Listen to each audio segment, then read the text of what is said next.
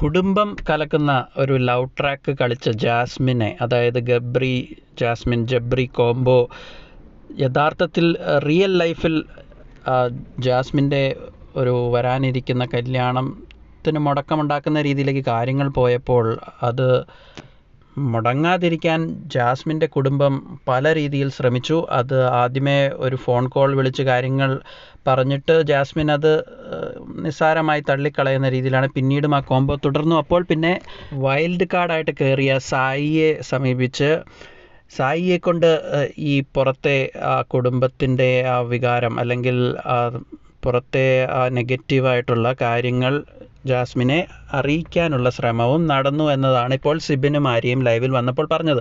അതായത് സിബിൻ്റെ അടുത്ത് ജാസ്മിൻ്റെ വാപ്പ പറഞ്ഞു സായി കയറാൻ പോകുന്നുണ്ടെന്ന് കേട്ടപ്പോൾ ഞാൻ സായിയെ വിളിച്ച് അവളുടെ അടുത്ത് ഇത് സൂചിപ്പിക്കണമെന്ന് പറഞ്ഞു. അതായത് ഇങ്ങനത്തെ ഈ ലവ് ട്രാക്ക് കോംബോ ഒട്ടും ഗുണകരമല്ല, അത് വലിയ പ്രശ്നങ്ങളാണ് ഉണ്ടാക്കുന്നത് എന്ന രീതിയിൽ സായിയെ കൊണ്ട് അത് ജാസ്മിനെ നേരിട്ട് വീണ്ടും അറിയിച്ചു എന്നുള്ളതാണ് ഇപ്പോൾ ഇതിൽ നിന്ന് പുറത്തായിരിക്കുന്നത്.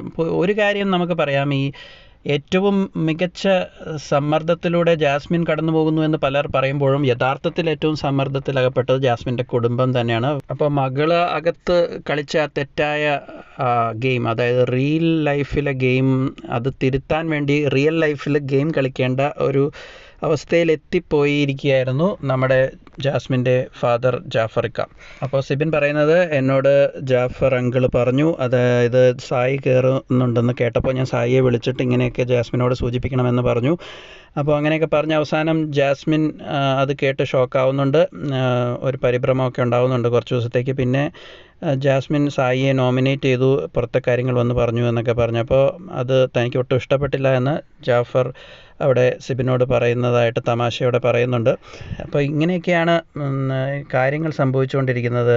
റിയൽ ലൈഫിൽ ഗെയിം കളിക്കാൻ പോയ മകളെ നേരെയാക്കാൻ വേണ്ടി റിയൽ ലൈഫിലും ഗെയിം കളിക്കേണ്ട അവസ്ഥയിലെത്തിയിരിക്കുകയാണ് ജാസ്മിൻ്റെ ഫാദർ.